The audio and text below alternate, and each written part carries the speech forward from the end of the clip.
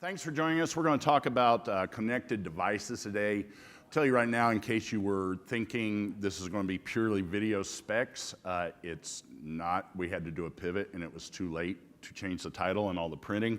We are still going to talk about connected home. We're going to talk about Google Home, Alexa devices. We're not going to talk about video because Amazon still hasn't released their video specs, which they told me I would have 4 months ago when I pitched this, and I still don't have them. We do know that they use a normal MP4. We just don't know how to turn it on in the JSON, and they won't tell us. And the people who do know how to do it are under an NDA. So we're still going to talk about Alexa, but it's not going to be concentrated on the video side of things. So which one of these is forward?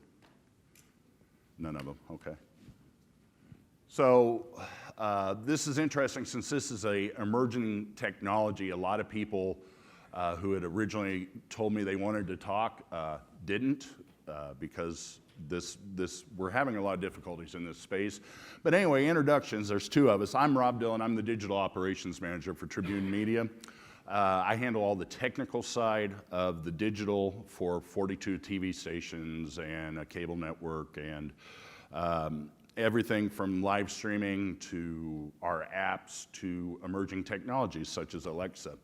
And Matt, would you like to introduce yourself? Hey everybody, my name's Matt, and I was the latchkey kid, apparently, because when I was asked to come, I was like, yes, I will absolutely come and speak with you, Rob. So I work with Stream Guys. We are a streaming provider, content delivery network, been in business for 17 years, based in California.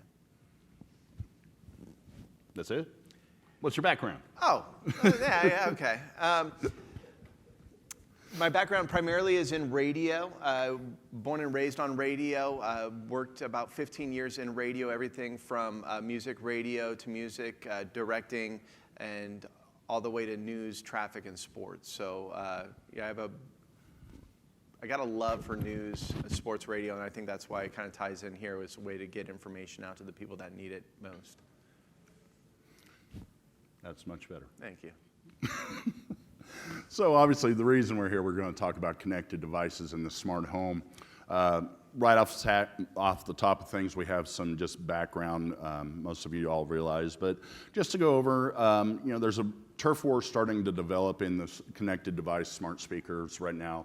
Amazon Alexa is obviously the giant. They've estimated since it's been released, they've sold 15 million Echoes. Yesterday, Sonos finally released their smart speaker, but it uses Alexa, so that lumps in with it. Then there's, and we got a couple of them up here. This is the brand new Echo that was just released Tuesday. This is the video device that was supposed to be the star, but otherwise it's just going to sit there and be ignored. And then Google Home has the little devices. They've released the Mini, their next generation. Google Assistant is powering not only the Google Homes, but it's also being integrated into Sony smart devices. There's Siri, finally, once again, Apple playing catch up on things they should have been at the forefront on. Siri, the HomePod, is coming in time for Christmas next month. And in the last month or so, Microsoft has jumped in with Cortana in the Harman Kardon, the high-end audiophile device that I can't pronounce, called the Microsoft Invoke. And I said, it's a turf war, but it's not really a turf war. What happened? Because as you can see, Echo completely owns the market right now. Alexa, 70.6% as of September of the devices that are in use are Amazon powered. So some interesting facts, and Matt, you brought these to my attention, so I'll let you talk on them. Things that you've dug up. One thing, your company, I'm a traditional broadcaster. You guys live in this space, and you help everybody from, Pop's fashion store to big radio stations. So I thought maybe you'd like to go over these facts and Sure. kind of drive home because you live in this space on a daily basis. Yeah, one of the things that I find most interesting in this space is the voice activation or the invocations, or when we actually call out to AI for them to do something for us.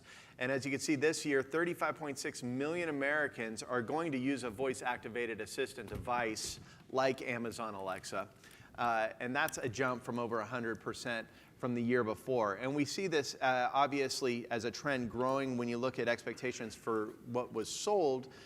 You have Amazon Echo selling 15 million last year. They're expected to sell 22 million units this next year. Google Home sold about 5 million. And then you're looking at some of the other ones that are a little bit down. But we're seeing this trend upward. And if you're like me, and we'll get into it in a little bit, but I think the key thing here that we're going to be talking about, or sort of like the big takeaway, is the habit. Is this a habit that can be easily formed? Is this something that we can access easily, whether that's by just ease of use, cost barrier, and then you add into that habit? And I think that's sort of like the triangulation for what we can see as a successful new mode of media delivery and consumption. And it's interesting you bring up the habits, and we're on the habit forming slide. I'm an old dog in a new industry. Pushing 50, I don't adapt to change well, which is odd considering the industry I'm in. But we have Alexas all over our house. We have one in the kitchen, one in the bedroom, one in the living room, one in my office. And it has, for me, I thought I would be the one to embrace it right off the bat. Mm-hmm. My wife, however, uses it for everything, playing music, making our shopping lists. It has fundamentally changed her life, and I'm having to chase after her. So a lot of these habits, and we're going to get into slides later about why you would even consider going out on another platform, is because of these habits and how you can get ingrained into a person's daily life. Right. And doing some due diligence, the general consensus is to do a habit, to make something truly a habit, it's about 2 months. So that's your make or break time as far as like getting things out there. But when you have the dinosaur of Amazon pushing these units out really quickly, and obviously we're going to be talking a lot about Amazon and Alexa because they have a lot of the market share, but one of the beneficial things is because they're so big, they're able to keep their costs down low, and they're able to get the first to market. That's different from what we're used to, right? So I remember when my first iPhone came out, $700 for a phone that I used to get for free. That was a big cost barrier to entry for the early adopters. So now even the laggards can be an early adopter with the adoption of this technology just based on cost alone. Now it's a matter of getting to use it, get in the habit of using like your wife does so well. Right, and you notice we didn't hit every bullet point on there. We're not. We're trying to be conversational, and we'll take questions if you have them as well. But the first mover advantage, like I said, I work for a traditional broadcaster, not normally known for being a first mover, but this is something that played right into our hand because we're looking at ways to get people involved with our brands, people to be integrated into their lives. You've all seen a promo on your local TV station, we're there for you, and with the morning show anchors out in the park and all that stuff.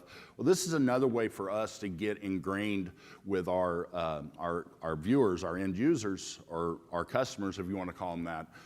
And the way we fit that in is that especially the Alexa offers something called a flash briefing, and we'll go over their different things. But it worked for us very well to where I can wake up in the morning and say, Alexa, what's my news?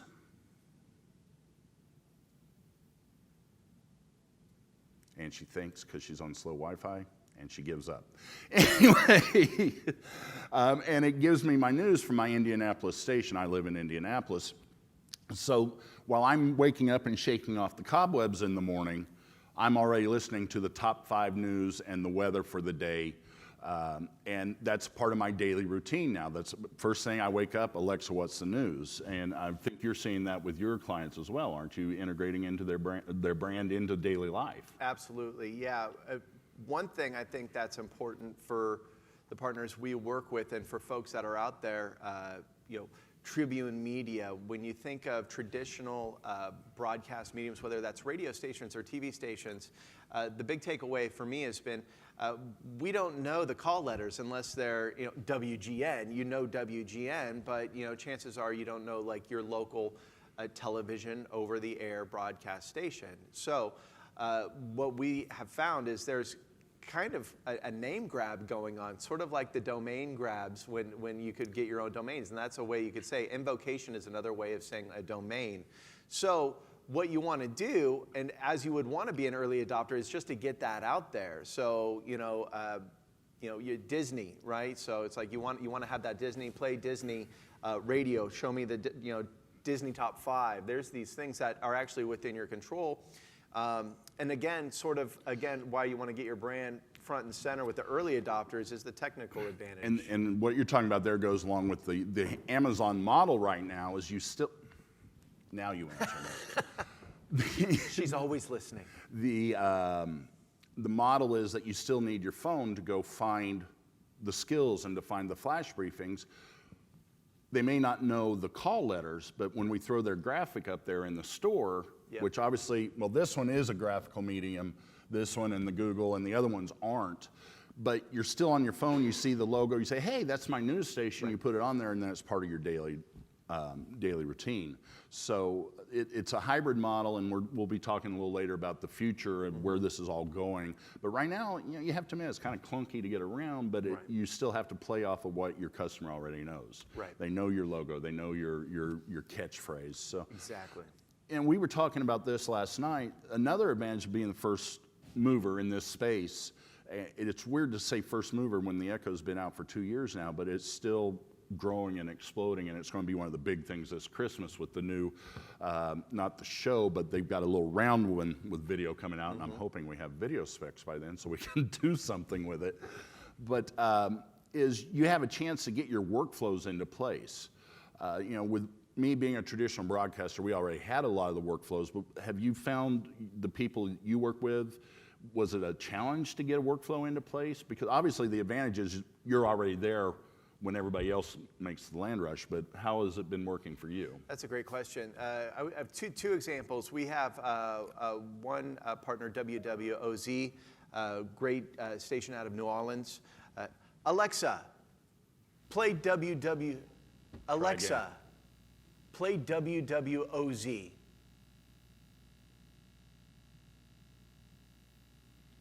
It's funny, I'm on a panel for streaming tomorrow about latency. We want to talk about latency. So WWOZ uses a couple of the products that we've created for them. One is called the SG Recast. I don't want to pitch you on it, but essentially it's an automated workflow that they can take their live streams and create on-demand content instantly. And what they've been able to do is put that onto their website, and it's a hands-off. Once it's set it and forget it. So now they have all of their live content being created on demand, easy peasy, no problem. Now with Alexa, what we would be able to do, and what you can do, is you can call up Alexa. You're going to get the option to do a live stream or an on-demand. So now I can call up my favorite show that I like from them. So from a workflow perspective, it's allowing WWOZ's developers, programmers, the people that are really intimately involved in the content making process, let them stay involved in the content making process. You do what you do. Let's automate the distribution solutions for them. So I think that's one thing that we're doing well. And then we're still scratching our heads. Alexa allows us to do batch skill making. So now we have a client that has 50 podcasts that they want to put on there. Doing one at a time could prove to be a little bit difficult and timely. So we're working with Amazon to create a more streamlined approach. So I think that relationship is still growing. But again, the words that come to mind is sort of like automated workflow. You want to kind of make it as simple as possible so your content creators, your digital managers can deal with people like me and the other people and not that. You mean salespeople? Yeah. Yeah, because we love salespeople. And the last bullet point on this slide, which may be an odd place to put it, first mover advantage, we've got monetization. And we all know it doesn't matter if it's Alexa, if it was live streaming when we started, like Dan was talking about this morning 20 years ago. There's no money when you start something. But the reason we added monetization to this first mover advantage was because when everybody else comes in, and they will, this is going to just keep getting bigger, and as it expands in the future, you've already got your workflows in place, you know your business model, so then the only thing you have to worry about is monetization. So it's something to always be thinking about. Eventually, we were talking about this earlier, the people with the checkbooks are going to quit writing the checks for all our toys if they don't start making money. Right. This one being a new technology, that's even more important. And one of the things we were talking about, and we've already touched on it in the last slide, is, oh geez, 4 more devices, like 4 brands, Cortana, Siri, Alexa, and what's Google? Google. 4 more brands to worry about. How do we get our content on them? I mean, they're so simple that, you know, Amazon will tell you, they'll send you a developer email that says, all you got to do is give us an RSS feed and Alexa will read it.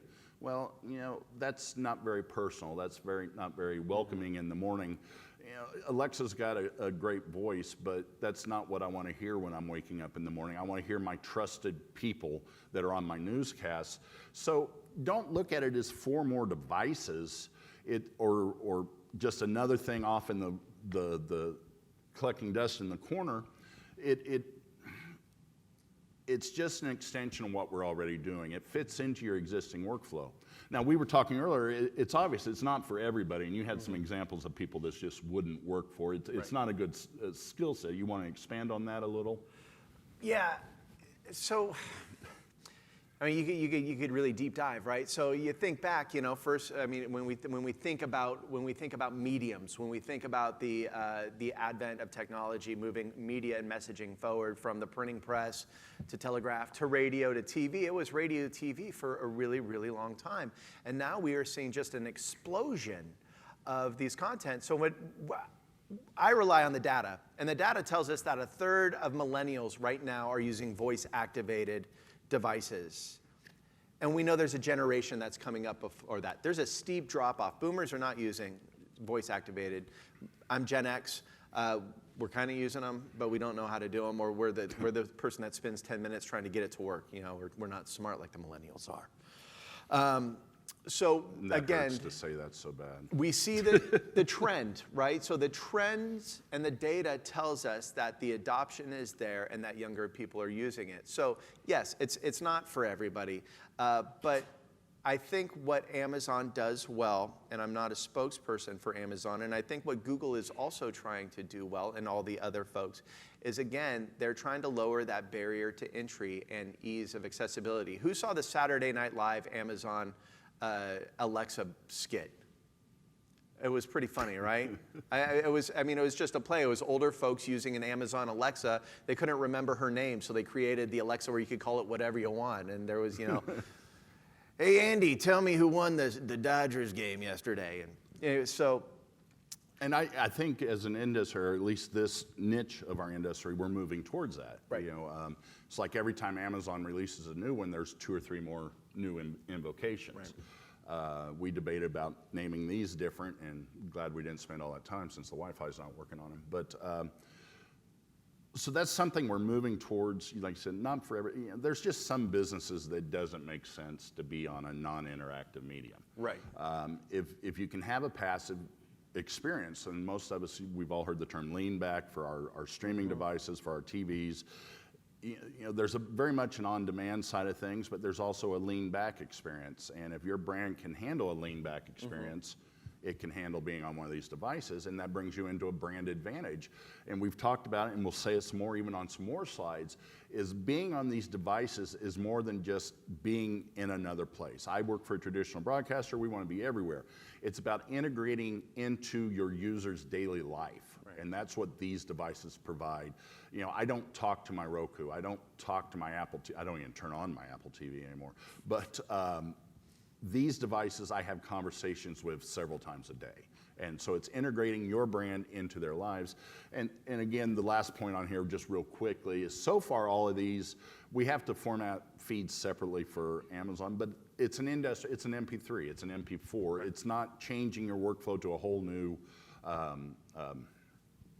standard. So it fits in, and if it fits your brand, it's a good place to be. Real quickly, I just want to say I've been talking a lot about barrier to entry for the consumer. I think the barrier to entry for brands and businesses is just as low, and that's why there's an opportunity. So when we ask why these devices, it's because, yes, your brand, you want to get your brand in front of as many earballs and eyeballs as possible. With radio and television, that can be really costly. Even with over-the-top applications, it can cost a lot. With an Amazon Echo, you just or the Echo Show you just need a stream. It's pretty, and then you kind of figure out the workflow, kind of hone that workflow that Rob was talking about, and you're off to the races, set it and forget it, and now you have more people listening to it. So I knew we'd be able to talk for 100 hours.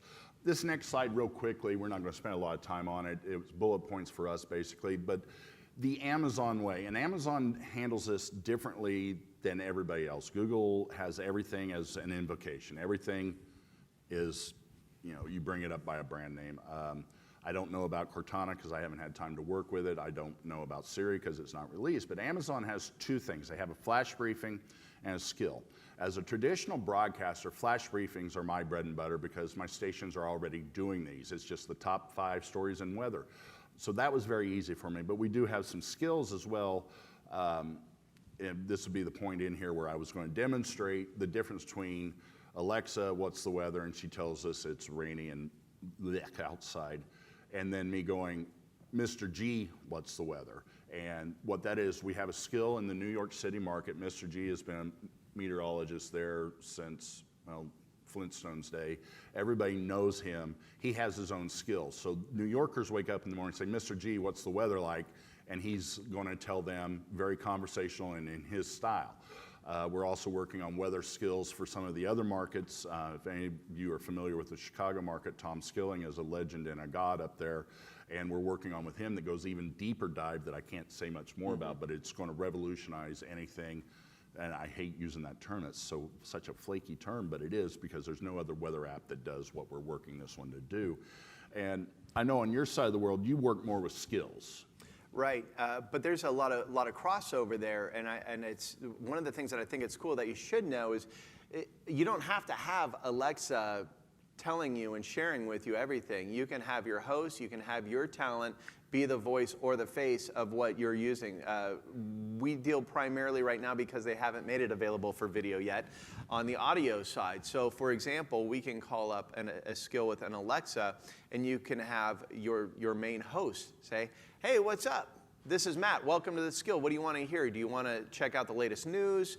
And so you're actually now kind of in a weird, strange, artificial intelligence, 21st century way talking to your favorite host. This is great for opportunities, again, to kind of continue that brand searing into your brain, the voice, and then even, if you're going to talk about sponsorship or monetization, I think many of us know some of the best ways you can benefit there is by actually attaching a brand name with a host saying that brand name.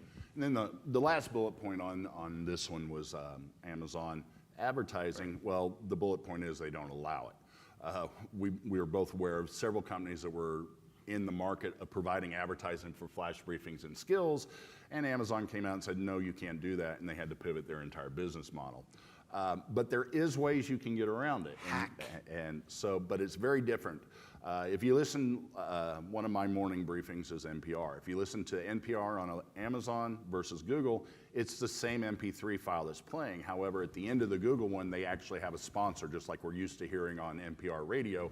This newscast brought to you by, and the guy talks for 15, 20 seconds. Right. You can't do that on Amazon. So we'll come back to that. But they're holding this very close to their vest, and really looks like Amazon got caught by surprise on the popularity of the Echo.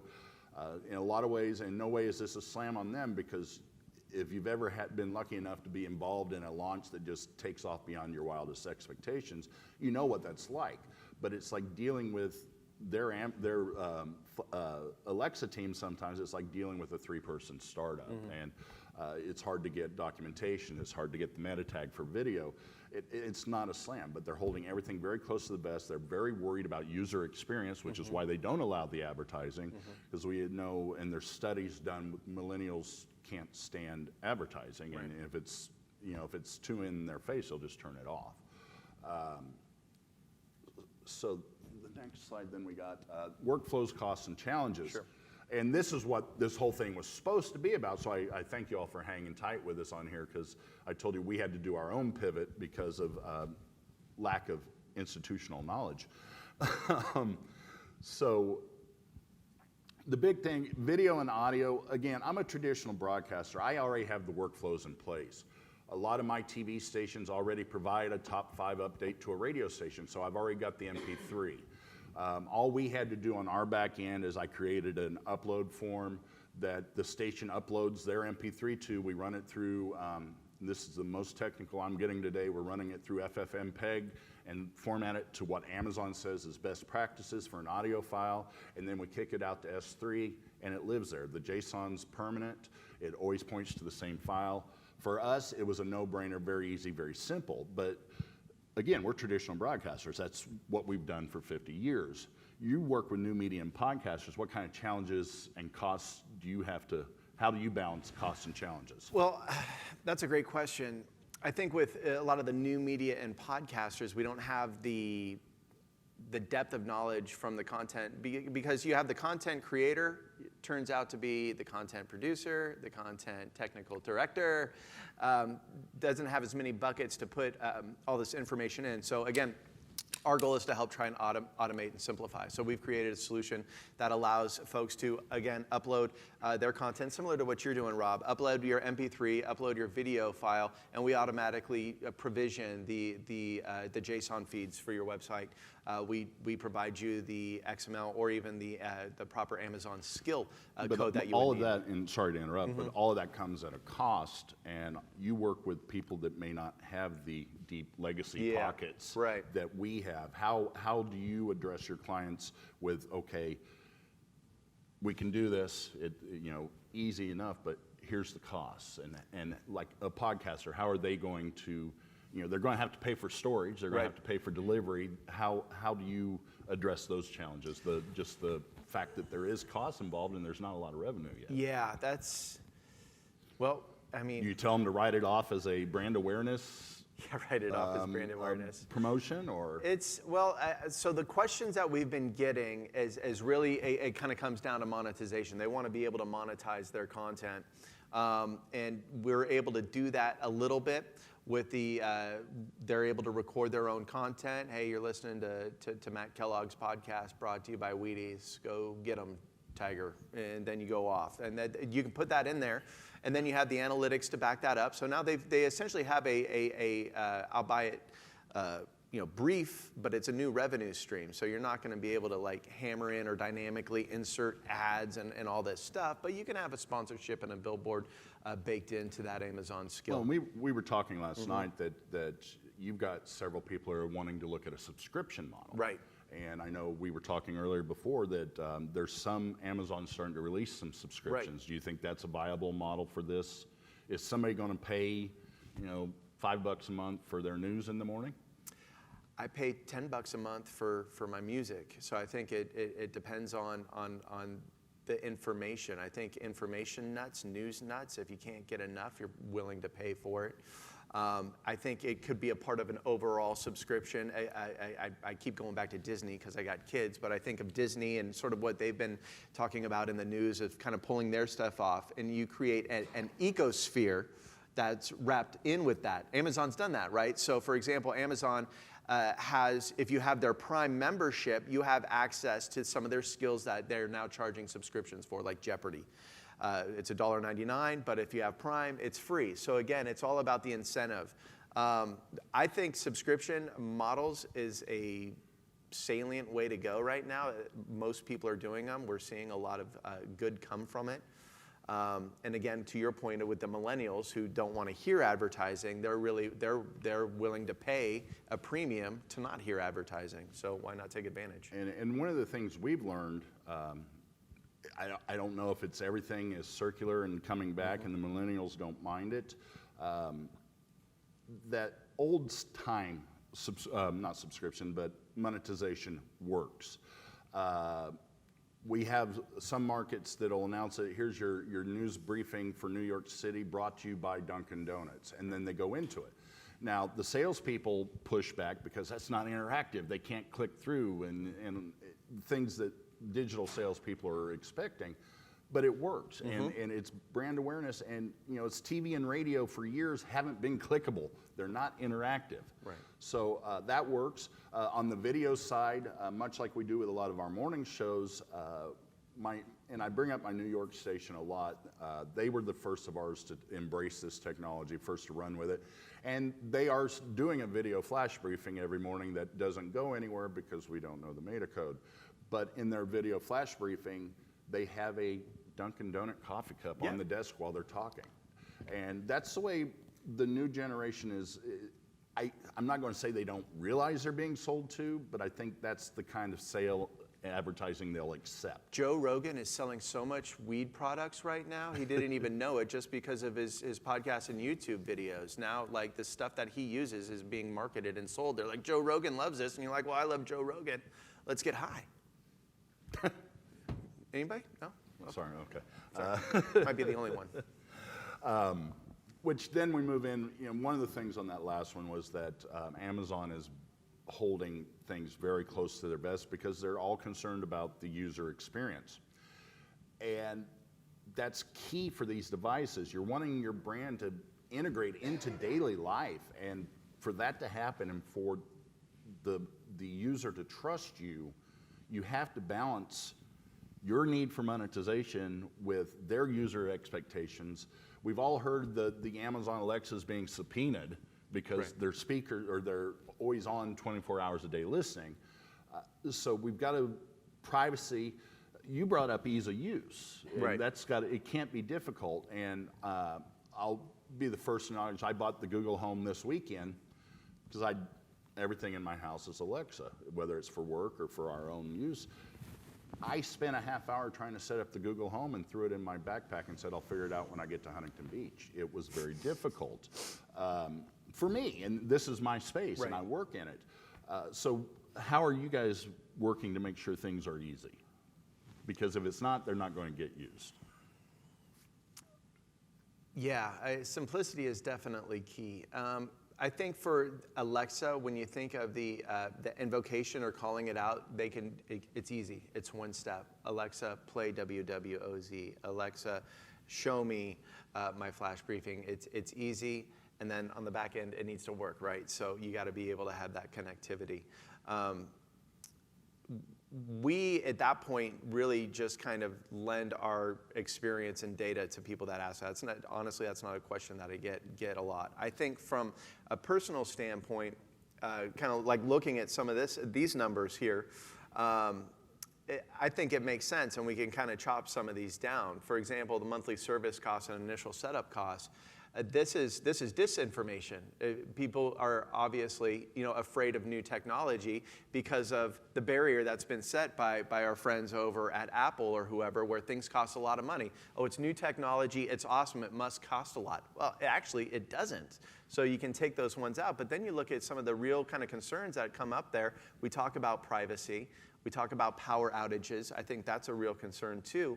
And again, that kind of leads to, you want to be everywhere at all times. We heard a lot about the disinformation about iPhones and the hurricanes when Irma came through saying, turn on your FM chip, and then Apple saying, there is no FM chip, and FCC's going, well, there's got to be an FM chip somewhere. How come that's not there? So again, it's about connectivity.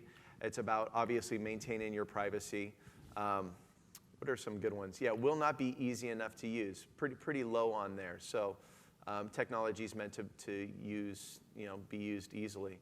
I think one of the things that I shared with you, when we talk about a connected home, think about what you're doing already, and I'm going to use the word on demand. Think about what you have been doing all of your life, which is on demand. You flip on the switch. When I flip it on, it's on demand. Those lights turn on. I'm hungry. I have a microwave. We put my Hot Pocket in there for 2 minutes, and it's done. It took me 2 minutes, but it's fairly on demand. Hot water, on demand.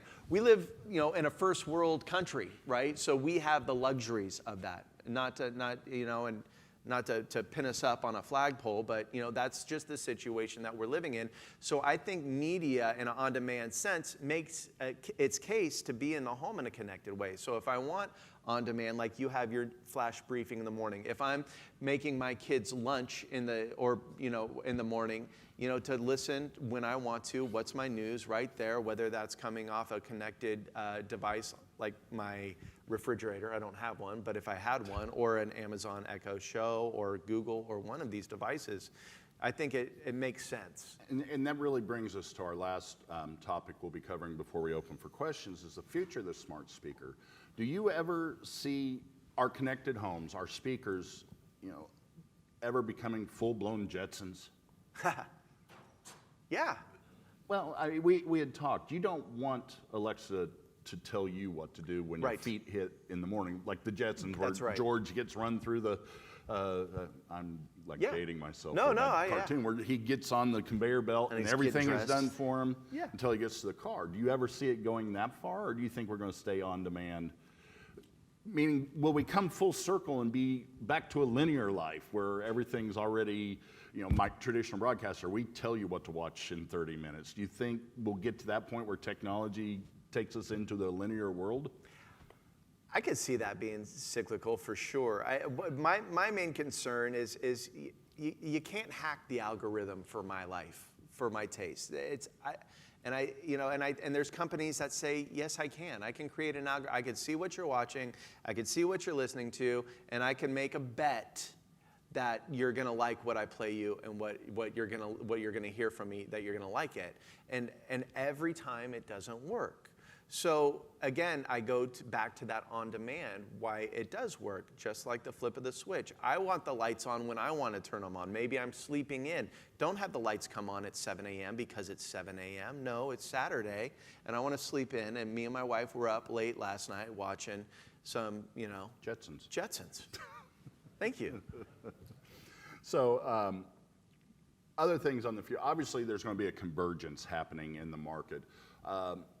Amazon got hammered for 2 years that the Echo could not control TVs through the Amazon Fire TV stick, which features Alexa. So you had 2 Alexa devices, and there's some confusion in the market that Alexa's the technology and not the machine. But my Echo couldn't control my TV unless I went out and bought a smart hub through Logitech, and it's very clunky and very uncomfortable. But now the Amazon Fire TV stick, which is also getting very popular, and the Echo can talk together.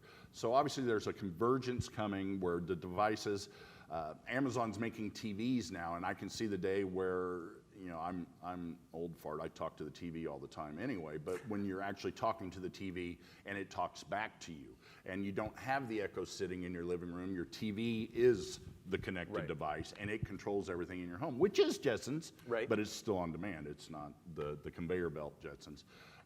Do you see that as well, where it's just going to come down to this turf war that we talked earlier is going to come down to, is there going to be, let's tie this into what the Amazon guys were talking about this morning. Is there going to be a nice standard for the connected home and we just talk to our TV and all the manufacturers play, or is this going to be a bloody battle between who comes out on top? Yes.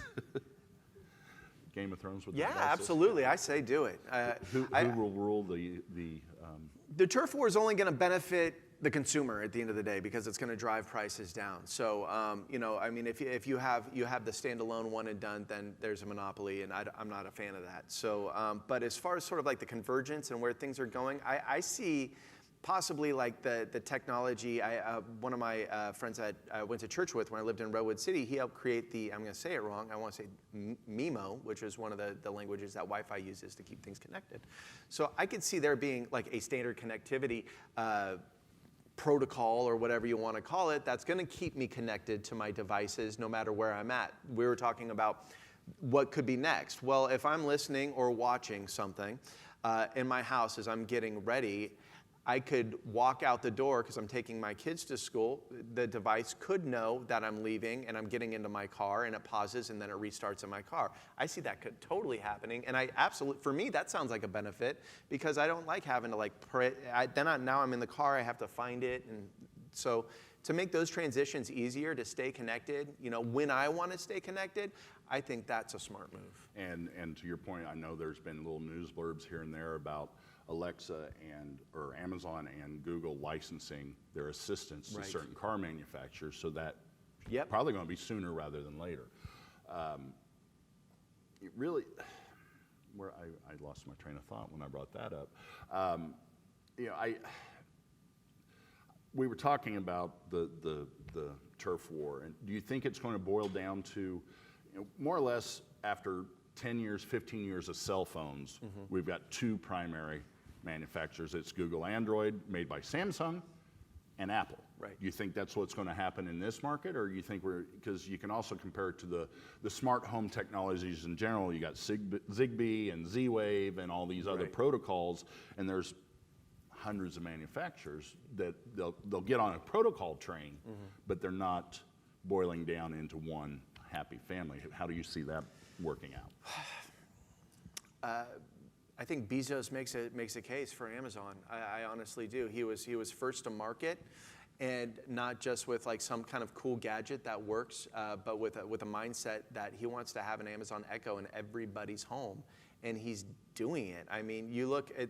We were kind of arguing about the adoption rates. I've seen a couple different numbers. The high number is an adoption rate between 20 and 30% of Americans right now have a smart speaker in their home. I've seen it as low as around 10. But what you showed earlier is Amazon has 70% of that market share. And as long as Amazon keeps doing what they're doing, for better or worse, he's going to have his way and put one of these into a home. They're selling them at Whole Foods now. Barrier to entry. I don't know how to work a computer. You don't need to work a computer. You just need a Wi-Fi now. So yeah, and we brought up earlier you had to have your phone to set it up. The video-based ones, you don't even have to have a phone. Right. You can do it from the touch screen on the. So that's getting rid of that barrier. The older generation, Gen X, and our parents that are scared to even hit a button on their phone can now just tap on the screens. So that could be a curse or a blessing. absolutely. So that's, we're running at almost lunchtime. It's 20 after. We were going to leave the last 10 minutes. So that's all we've got. We'd love to hear any questions you have, any feedback. Rob, it sounds like you do some things that are, where you recycle some of the content and some things you do on your own. What do you think? What's your view of how that will shake out in the future? What you have to do?